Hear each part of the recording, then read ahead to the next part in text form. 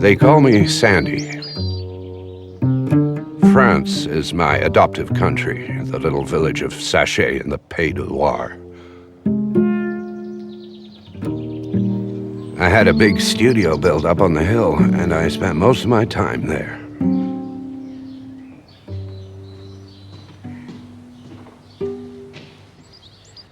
I've never been able to stop myself chiseling, bending, filing, assembling, and painting, of course.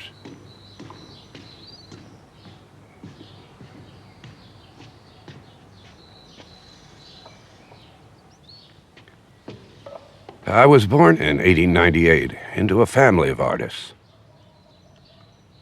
I used to model for my father when I was little. He was an academic sculptor.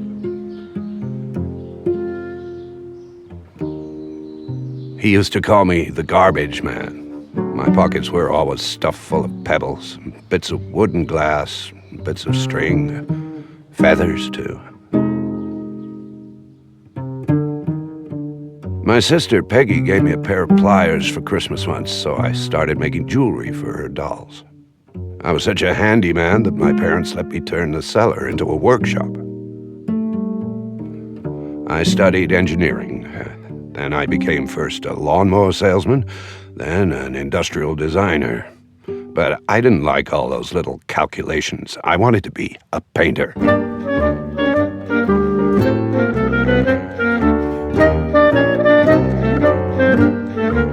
I spent 2 whole weeks going to Barnum's Circus. I could tell just from the music what the next act was going to be. I knew all the best sight lines.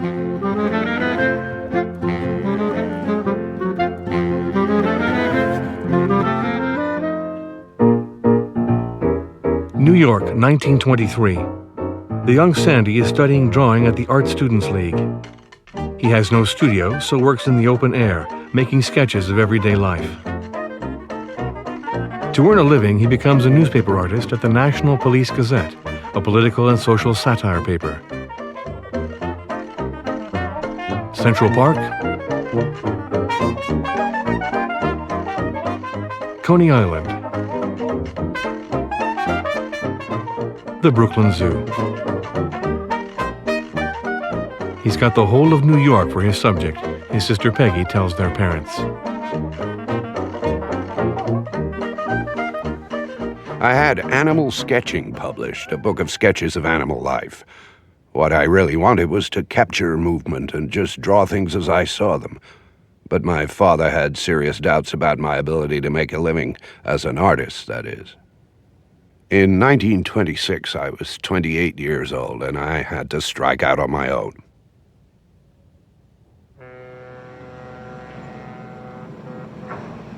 I got myself a job on the Galileo, an English cargo ship.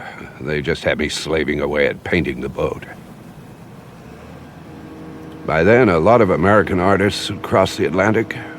From what I'd heard, Paris was the dream destination for folks like us.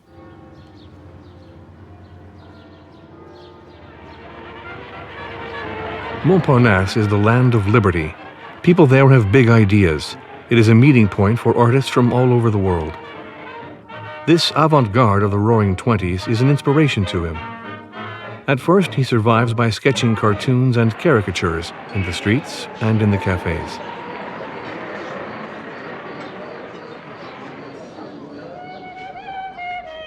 I used to make little models out of wire in my hotel room. The first character I made was Josephine Baker. She'd become world famous for the wild Charleston she did.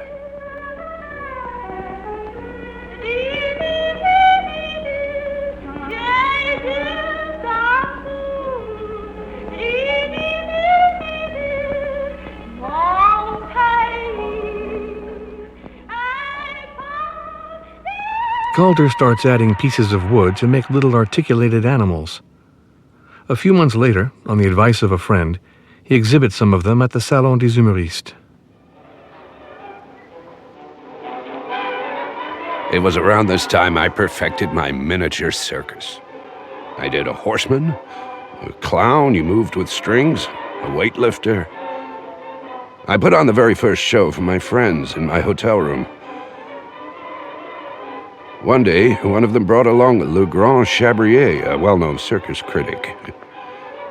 He insisted I had to put a safety net under the trapeze, so I just found a bit of old curtain. It was him wrote the first newspaper article on me.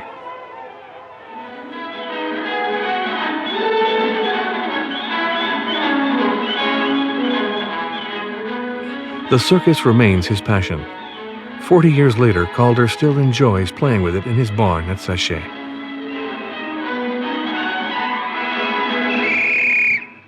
Mesdames, Messieurs, je vous présente le cirque Calder.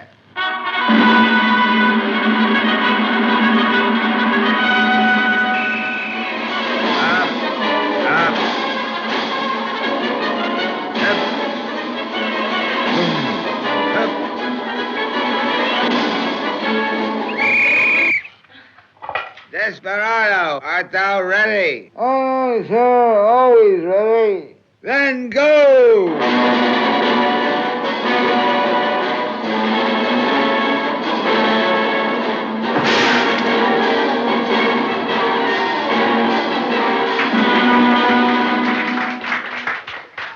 Clowns, tightrope walkers, trapeze artists, musical animals.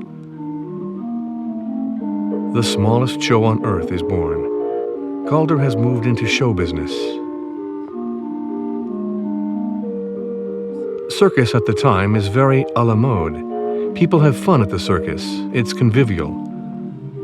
You come across all types there, from the smart set to working families. Artists and intellectuals, too, are all part of the crowd. I went to Medrano's place a lot to see the Fratellini brothers. Paul had come to see my show, and he was mad about my little rubber dog. He asked me if I'd make a big one to replace the one Albert always dragged around with him. My one could trot and wag his tail. My dear friend, your dog is very well. He did for a while look a bit unwell and was not eating. Perhaps it was because he knew his master was in America. I gave him a little whiskey, and, what do you know, he perked up considerably. I wasn't living very well in Paris with just the $75 a month that my mother was sending me. I really had to rely on my ingenuity.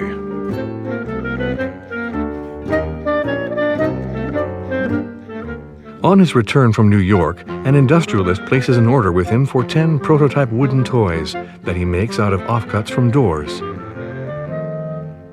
The Gold Company promotes them as almost lifelike in their movement.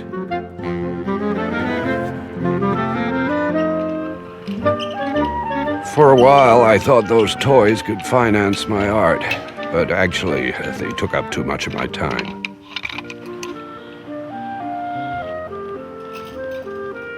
From around then on, my time would be divided between America and France.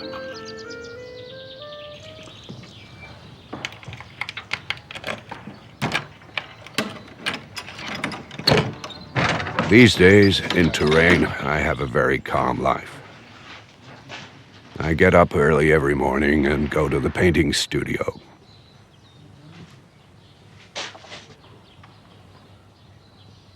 I've always found there to be a direct link between drawing and wire.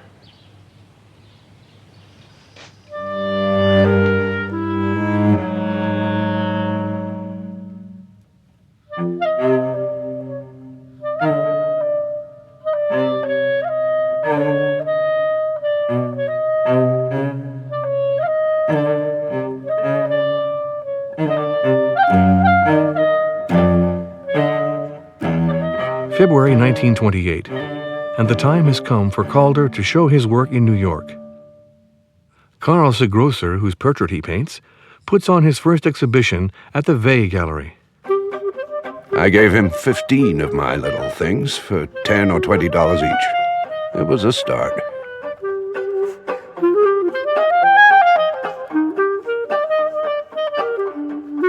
Calder stylizes reality. His figures are always close to caricature. He does not yet consider them art, more a celebration of humor.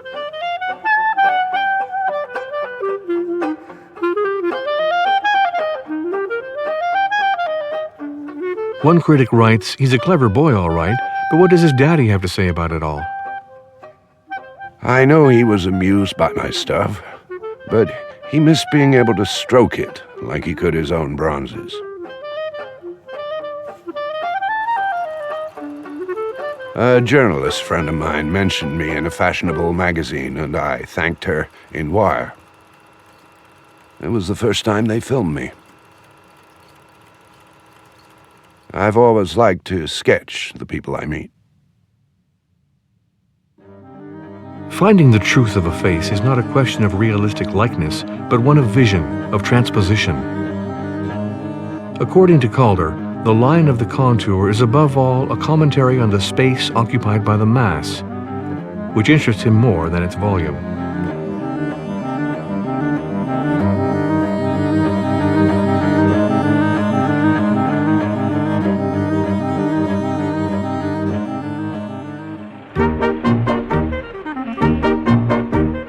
Back in Montparnasse, it's the bohemian life. The cafes are a crossroads of ideas where people meet to set the world to rights, especially the world of forms and of concepts. It's here that Calder gets to know the painter Jules Pascin, a friend of his father, and a prince of the night, always surrounded by his retinue. The way he drew his line was kind of in the same manner as my wire pieces. Or maybe it was the other way around. He represented us both as horsemen, him with his mistress and me as a sculptor. When he gave me this drawing, I made a Josephine for him. It was him who found me a gallery for my first Paris exhibition. He even scribbled a little introduction for me at some cafe table.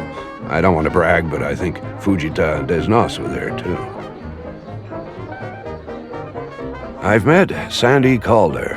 When I look at his work, I know that he will very soon be making a great and resoundingly successful name for himself, and will be exhibiting alongside his father and other great artists like me, Pasquin, and I know what I'm talking about.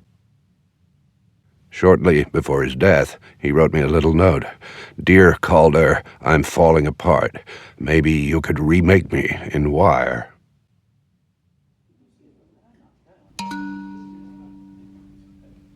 Calder, the American, has decided to mock us. Was he entirely sober when he started playing around with his zigzags in space? Calder is wrong to abuse the illustrative style. Sculpture is too serious an art for one to indulge in gratuitous games of humor and parody. The exhibition of the Galerie Billet goes farther than one could ever imagine into the realm of emptiness. It didn't go very well. I didn't sell either the Springtime or the Romulus and Remus being suckled by a 9-foot wolf with teats made out of coat hooks.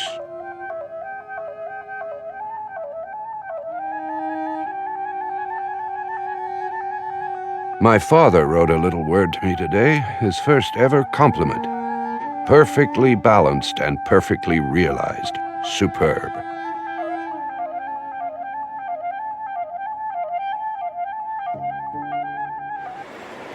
In the spring of 1929, Calder was offered a big exhibition in Berlin. To keep his objects safe during his voyage in third class, he builds a huge conical framework. A filmmaker, Hans Kurlis, comes to film him at work. Calder discovers a city in full flowering, a hub of the avant-garde, where all the artistic disciplines are represented. It's up to him to find his place. Observers are struck by the way he transforms everyday materials into human figures that could almost have a soul.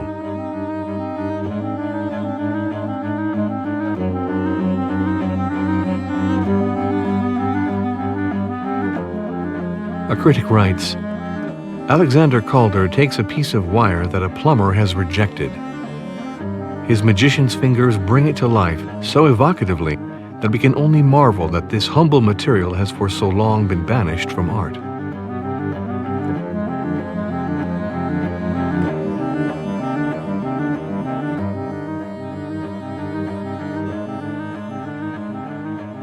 Hardly anybody came to the opening, no doubt because it took place on April the 1st.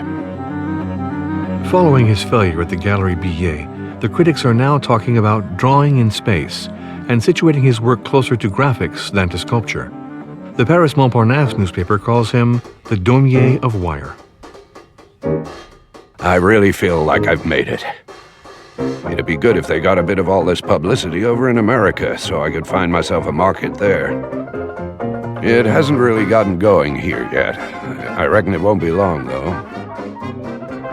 On his return to Paris, Calder asks Kiki, the Queen of Montparnasse, to come and pose for him.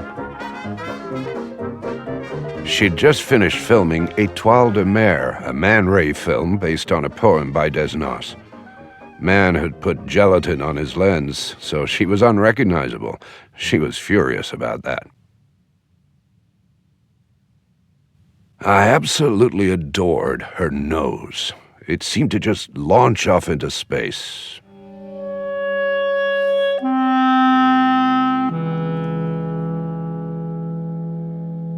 The filmmakers went round all the artists' studios. They were over at Fujita's. He'd just moved in with Yuki, so I put on a show for their housewarming. He took care of the lighting and the drum and the gramophone music. Fujita et Koyanagi. Celui-là, c'est le plus chaud, mais c'est le fils quand même.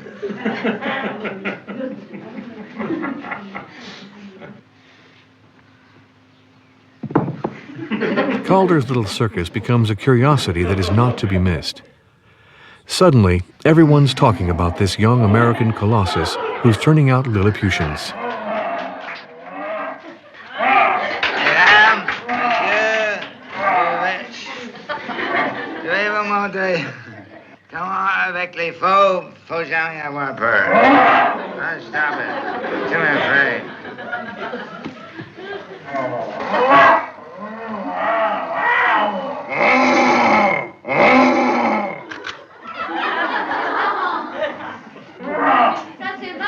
Non, c'est tout dit, ça c'est tordant. C'est moi qui dis marrant.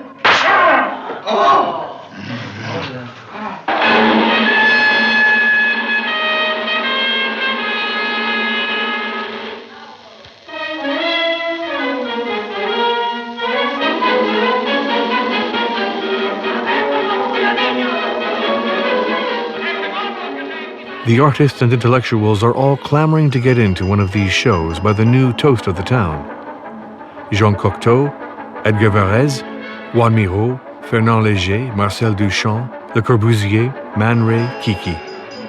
They all pack into his studio to laugh at his comical, sometimes tragical fables. Tu trompes, carcasse.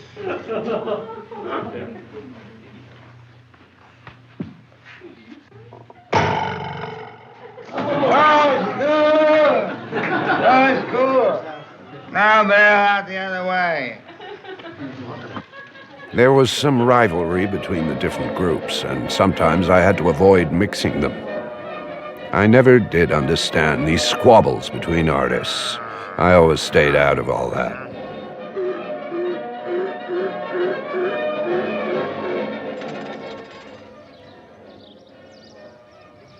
It's just friends that come here to Sachet.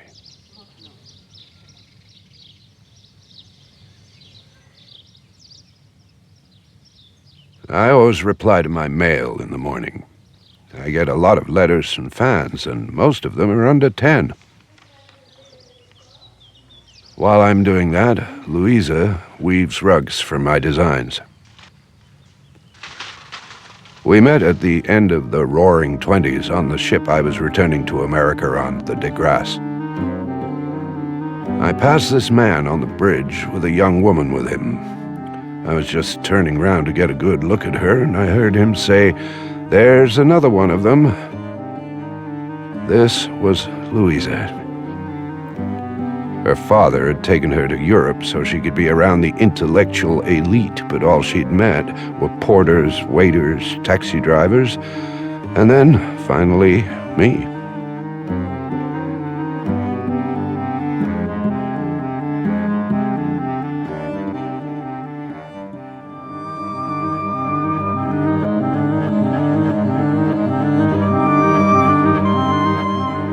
In spite of the economic crisis, New York is growing fast. The Empire State Building is going up in Manhattan and is soon to be the tallest building in the world. 400 meters of metal framework erected at the rate of 4 stories a week by Mohawk Indians, real trapeze artists with no fear of heights.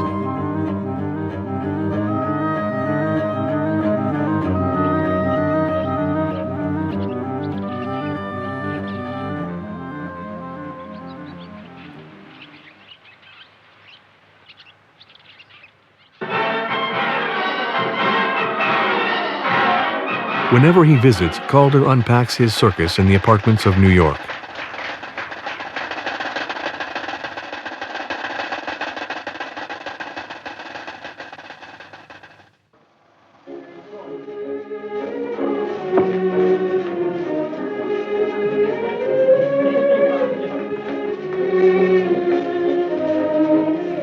By now, it has grown from 50 to 200 figurines.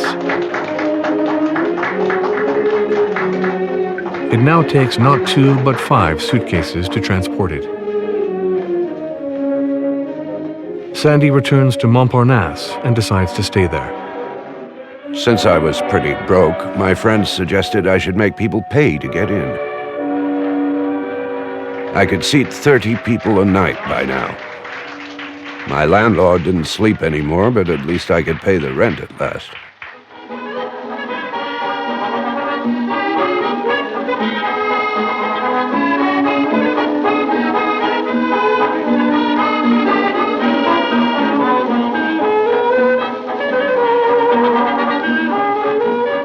One night, Miro happened to drop by during a show. I think he enjoyed it. What I like most, he told me, are the little bits of paper. There were actually in my circus a few pieces of white paper with a little hole in the middle. They had weights on them that I'd hung on wires, so it was like butterflies landing on the shoulders of a beautiful lady covered in jewels. Miro. He lived in Montmartre in a kind of prefabricated metal tunnel. He didn't have any paintings there, just assembled objects. It wasn't really art, in my opinion. We were both iconoclasts, so we got on right away. He was a big influence on me. He used to say that I was a burly man with the soul of a nightingale.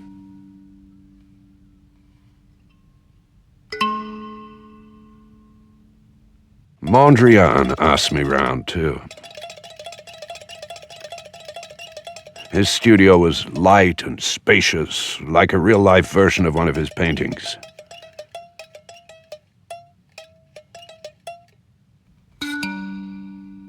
There was this high white wall with colored cardboard rectangles pinned on it that he'd move around every day.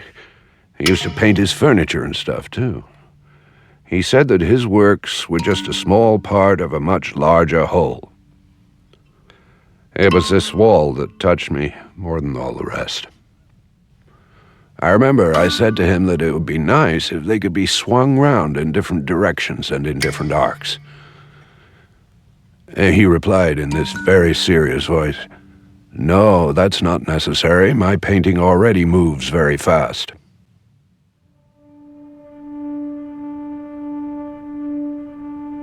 This visit was a great shock to me. I was familiar with the term modern, but I wasn't really aware of the term abstract. For 2 whole weeks, I never left my studio. I just kept painting these rather modest canvases. This interest in painting didn't last. His new exhibition at the Galerie Percier, paid for out of his own pocket, is called Volumes, Vectors, Densities. Stationary sculptures based on the curves and arcs of the circle take shape in his mind. Calder is convinced that he can see new frontiers opening, vaster and more complex than those of figurative art, which now seems to him very limiting. Forget about the portraits. It was the gallery that insisted I put them in. Except the one of Kiki, that I redid in the abstract style.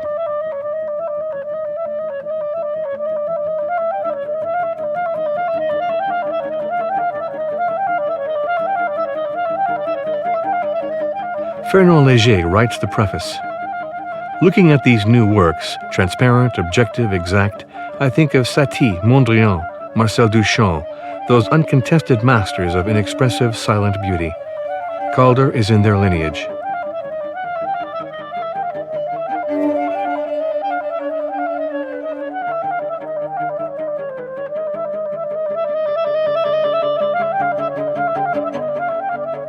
Now, at the age of 32, I wanted to do abstract work.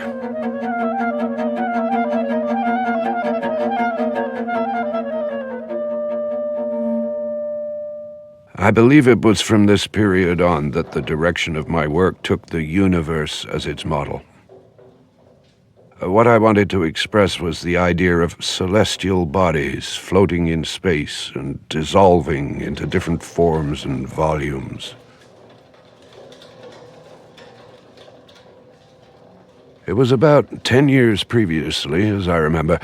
I was at sea off the coast of Guatemala. It was about 10 in the morning, and the sun was rising over the decks. This red ball, the crescent of the moon over on the other side, it was just like a great cosmic mobile. I never had it again, that vision, that revelation. Later on, in Paris, I went to the planetarium to study those great volumes of gravity just floating in the dark. Then I started working on objects that moved a bit, and some of them quite a lot. There were some that you cranked up, and some that had a little electric motor. I had all these things that just kept spinning round. Marcel Duchamp came round to my studio. He was a profaner of art.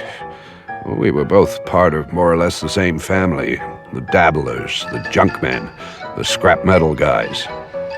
He'd been studying movement for a long time, like Fernand Léger with his mechanical ballet.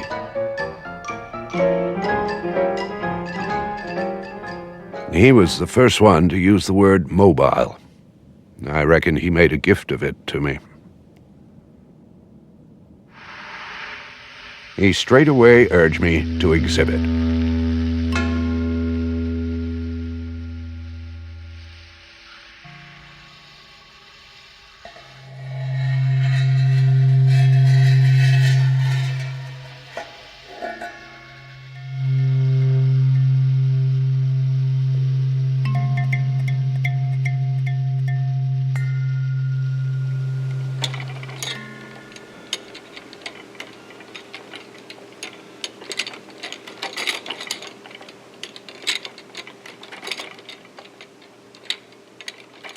Around this time, Jean Hélion asked Calder to join him in the abstraction creation group, along with Arp, Delaunay, Mondrian, and Pevsner. Their work is all purely plastic, with no anecdotal element to it.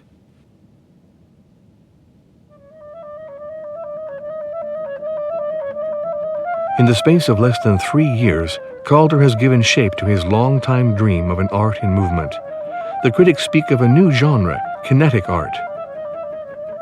His friends are all enthusiastic: Léger, Picasso, Cocteau. Mondrian alone is of the opinion that Sandy's sculptures do not move with enough speed.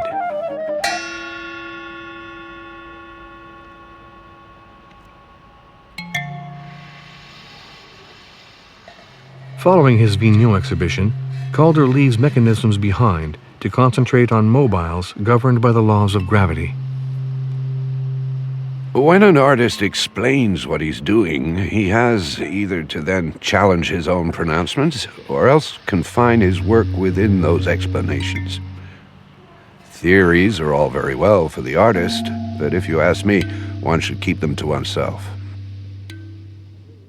A master of irony he may be, but his artistic vision remains as clear as ever. I now believe that movement has its own beauty, one that has nothing to do with any mechanization. Whether I've ever actually achieved it is another question. I've at least shown that it's possible, though.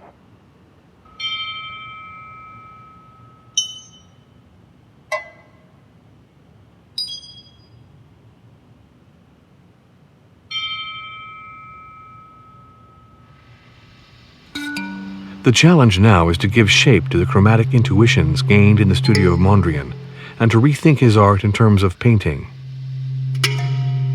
Black and white first, then red. After that, I'm not so sure. But I'd like to paint everything red. I like it so much.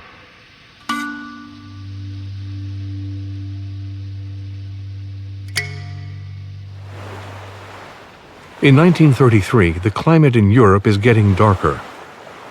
Louisa and Sandy decide to leave France and go back to America.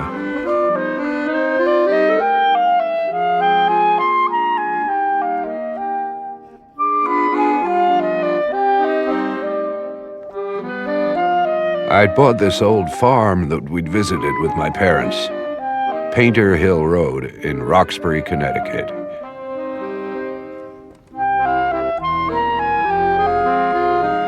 It's where our daughters, Sandra and Marie, grew up.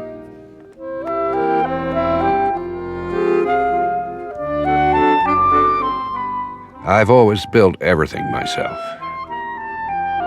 And I've done a lot of things here at Roxbury with my own hands. There were several barns that I turned into workshops. I made a lot of objects and utensils, too. When we first bought this place, there were only 2 trees, one old apple tree and a maple.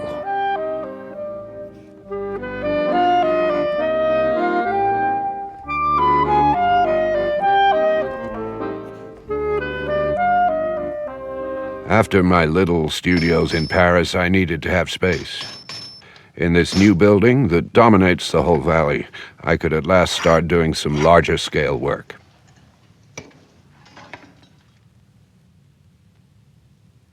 When I work on something, I have 2 things in mind.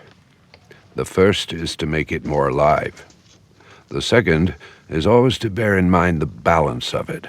The main thing is it has to catch the wind. It has to move. In 1934, Steel Fish, an outdoor piece, is his first big mobile, a 4-meter steel rod planted in the earth. It's the first of the large-scale exterior works that he will produce throughout his life, and announces an art that is open to space and to the nature that surrounds it.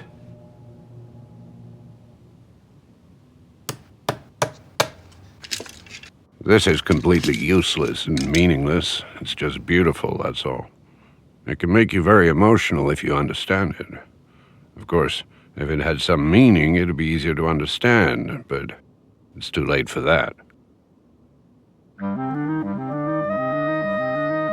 From this time on, Calder tends to avoid explaining his work.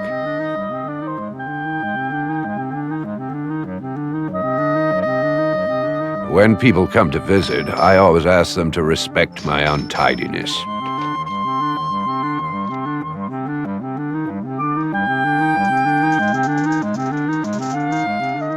I start by cutting out a lot of sheets of different thicknesses so that some are heavier than others.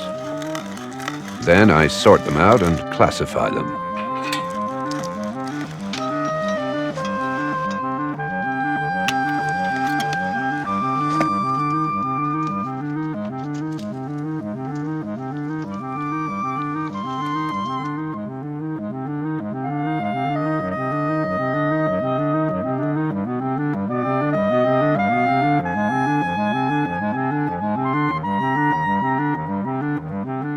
To get my mobile balanced right, I arrange them like a collage. And then I paint them. I sometimes plan them out with drawings, but I never know beforehand what I'm going to do.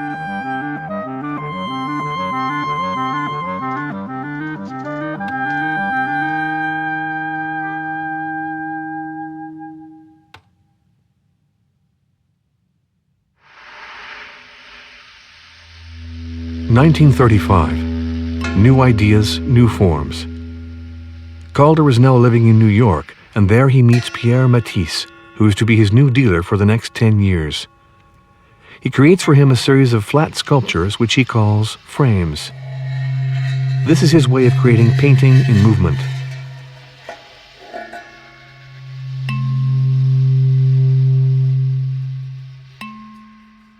Just as one can compose colors or forms, one can use natural movements and different speeds as an element of the whole composition.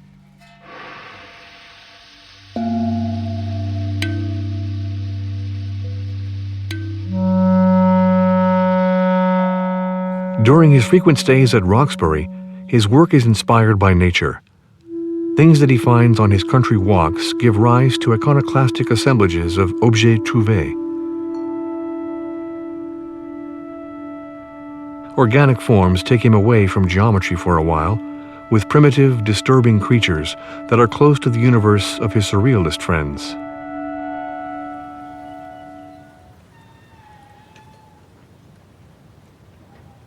Calder soon finds himself confronted with a problem with his outdoor mobiles, that of support. He creates the mobile stabile, a hybrid creature of both air and earth. Its base becomes an integral part of the whole form.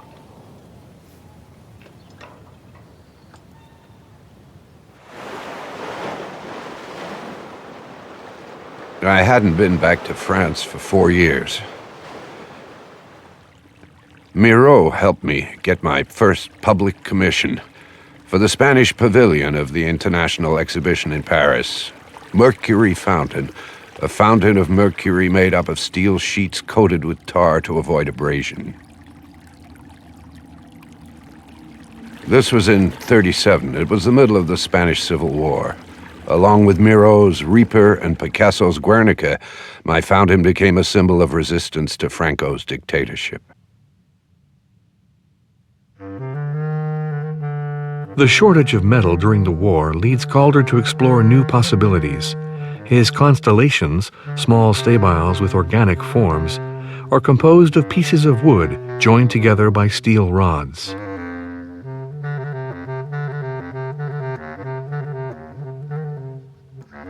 Despite their name, these strange, fossilized-looking structures represent neither atoms nor stars.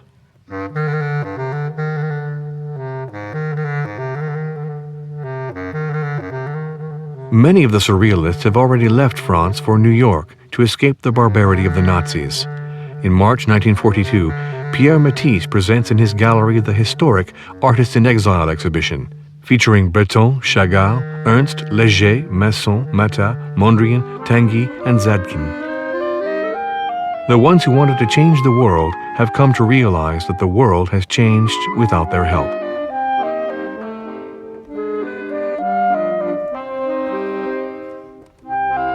Along with some of his friends, Calder prepares for his retrospective.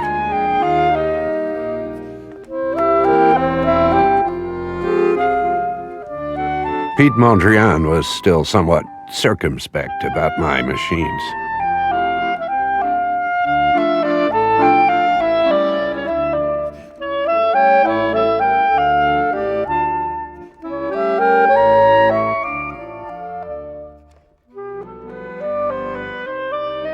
Marcel Duchamp was the most American of them all, so he was always ready for fresh experimentation.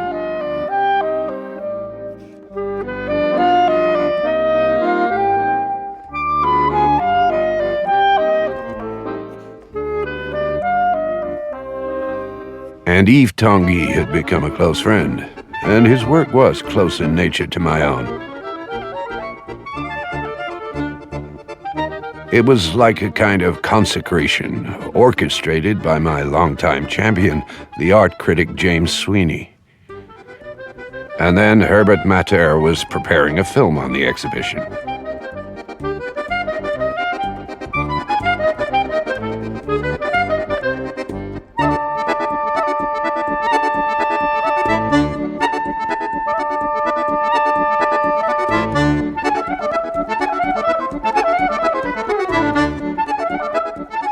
At 45, he is the youngest American artist to whom the Museum of Modern Art has ever accorded this privilege. The exhibition enjoys enormous success with the public. Sandy Calder is on the way to becoming one of the most revolutionary, the most exuberant, and the most acclaimed artists of his day. A small electric motor producers of purely The inventor of kinetic art, he will always be the man who introduced living movement into abstract art. this new form of design. My father has just died. I'm glad he lived to see this. At different rates of speed make innumerable visual combinations. People were enjoying making my pieces move, and the guards started yelling, "No touching." Well, I was right there in the room, so I started yelling too. "No, go ahead. You're all allowed to touch them."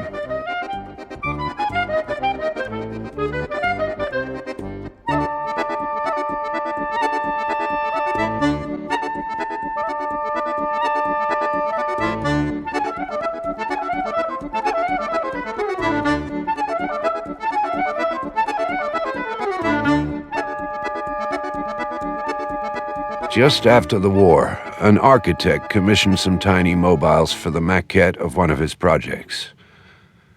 They were along the lines of the ones I was doing at the time, with these so-called clumsy hands. I showed a few of them to Duchamp, who gave me the idea of sending them to Louis Carré in Paris. I made them all to measure, to the format permitted by the post office boxes, and I sent them off in pieces with assembly instructions for each one. When there were enough of them to do an exhibition, I took a plane to France.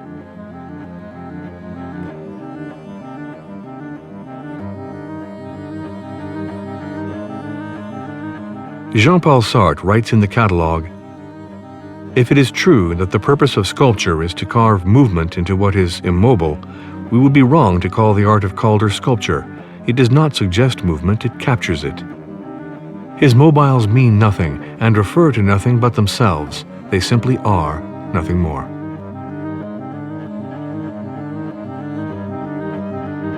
In 1950, Calder shows his mobiles at the Galerie Mag on Avenue de Messine in Paris.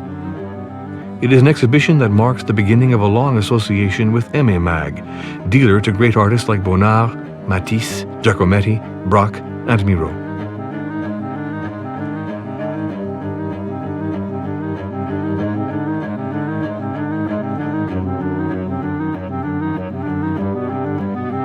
Symmetry doesn't interest me.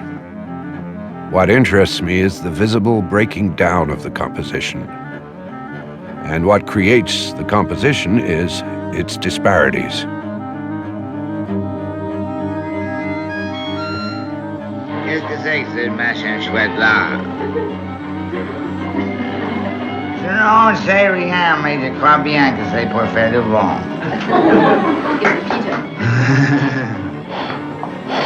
C'est pas Calder qui gonfle le ballon, c'est que le ballon qui gonfle Calder.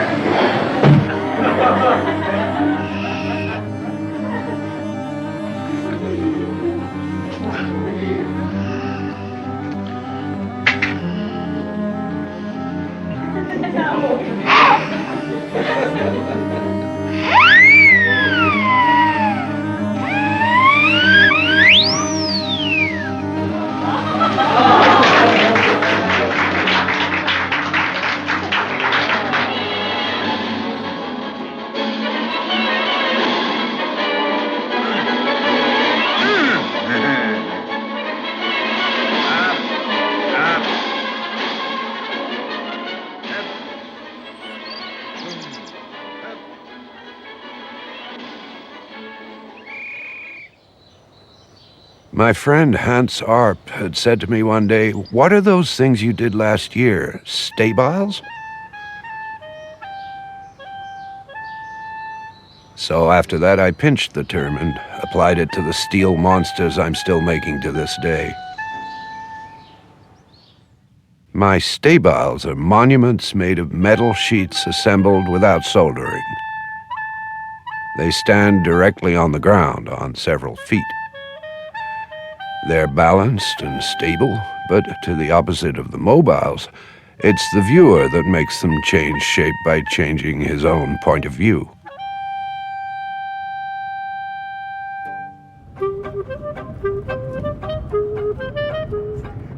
In the 50s, I had quite a few construction workshops working for me, both in France and the United States.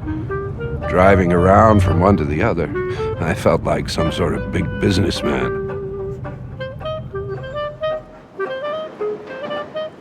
My objects all tend to find their own size. Some of them demand to stay small, others to be bigger. I have to make a model first of every one of them. It takes a lot of perseverance to get on a large scale the final lines of the original shape.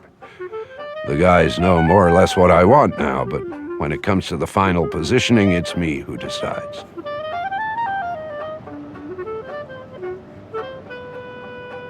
In actual fact, it's me who works under their direction. Calder enjoys greater and greater success. This engineer that never was now finds himself working in the world of industry. It is a return to the source. People are now commissioning gigantic pieces from him, a rare occurrence at the time. He creates Man, 23 meters high and weighing 60 tons, for the Montreal Universal Exhibition of 1967. Gigantism, science fiction. Calder just keeps on enjoying himself on a grand scale. His monumental works are spreading from continent to continent. The Red Spider and Spiral in Paris. Teodolapio in Italy. El Sol Rojo in Mexico. Flamingo in Chicago. Calder's works haunt our cities. They watch over our countryside. Dragons frozen into menacing shapes. Troubled scarecrows or troubling totems. Prehistoric sentinels forever watching the skies.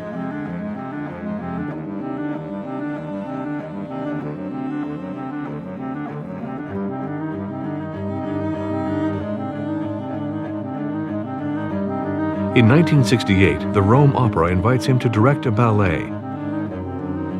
Works in Progress retraces the origins of his oeuvre in 19 minutes.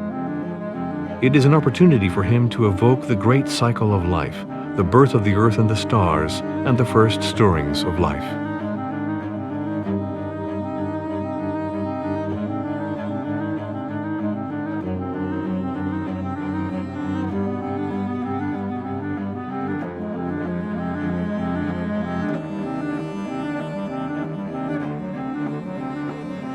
When I started out, everyone was talking about movement in painting and sculpture, but in fact there wasn't much of it at all. What there was were gestures. In my mobiles, the forces are placed in relation to each other, not unlike those of human beings, really. There are big ones and little ones, heavy ones and light ones, round ones and pointy ones that come and go, observe each other, circle each other, avoid each other, destabilize each other, or lean on each other. My poetry is to be found, perhaps, in the coming together of these opposing elements that always end up getting along with each other.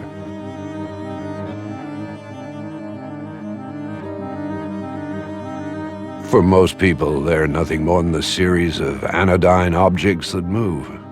For others, though, it might be, yes, poetry.